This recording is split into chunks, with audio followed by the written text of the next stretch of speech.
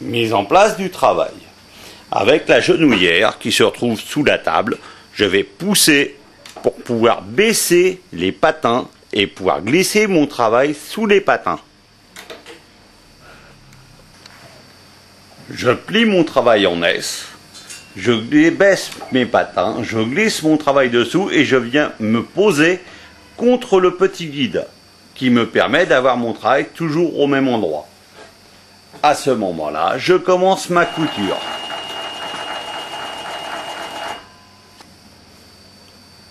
Une fois que j'ai cousu quelques centimètres, je vais regarder si mon travail est bien accroché et qu'on n'est pas percé sur le dessous.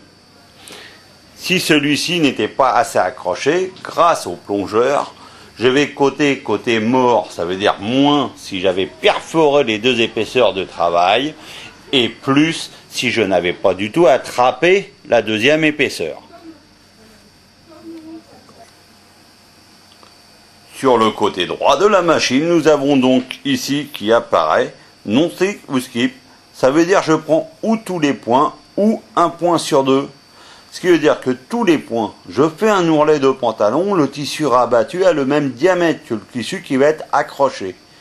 Donc j'accroche à tous les points. Si je fais une robe ovale, mon tissu qui va être rabattu se retrouvera plus grand que le tissu qui va être piqué.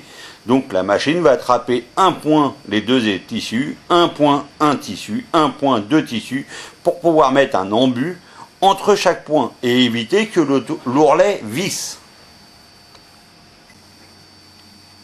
Nous allons avec cette machine pouvoir faire trois principes d'ourlet différents. Premièrement, je plie mon tissu en S une fois et je vais faire un ourlet entre cuir et chair, ce qu'on appelle un ourlet flottant. Je vais faire la même opération après avoir surfilé le bord et là je vais faire un ourlet à 5 mm au bord, ça va être un ourlet principe un peu sertissage, donc un ourlet d'attachement. Et après je peux faire un faux ourlet invisible en faisant un pliage en S.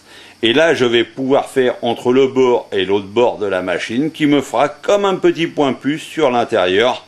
Et donc ça sera un ourlet non attaché, non fixé pour éviter que le surjet du bord risque de marquer.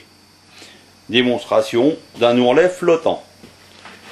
Je positionne ma machine dessous et je vais piquer tout simplement en tenant mon tissu guidé ici par le guide. Je laisse faire ma machine, elle me sort mon ourlet tout seul.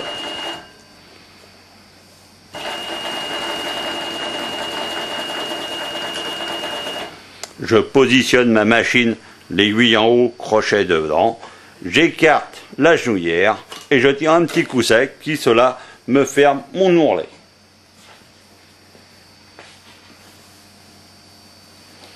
Deuxième ourlet possible, je vais tout simplement faire un ourlet de sertissage et je plie mon ourlet et je viens piquer purement et simplement sur les deux épaisseurs de tissu. Et je laisse le bord surjeté et j'attache directement dessus. Je positionne toujours mon aiguille au point mort haut, j'appuie et je tire un petit coup sec, mon ourlet sera attaché sur le dessus. Dans ces cas-là, je me retrouve à être obligé de mettre un petit peu plus de tension à ma partie supérieure, mais vous voyez que dès qu'on tire un peu, le fil se tend, donc automatiquement ça évite de marquer et de gondoler. Si je regarde de l'autre côté, là ici j'aurais besoin de faire que mon plongeur soit sur son côté mort, donc un petit peu moins pour éviter d'avoir le risque d'avoir des petits points blancs qui apparaissent. Troisième type d'ourlet, donc je prends mon tissu, pareil, je vais le plier une première fois à la largeur que désirée et je vais le replier en le gardant 5 mm du bord. À ce moment-là, je le positionne normalement sur le deuxième pliage que je fais régulièrement au bord et je vais tout simplement attacher à travers le bord. Vous voyez, ici, tout simplement, j'attache mon tissu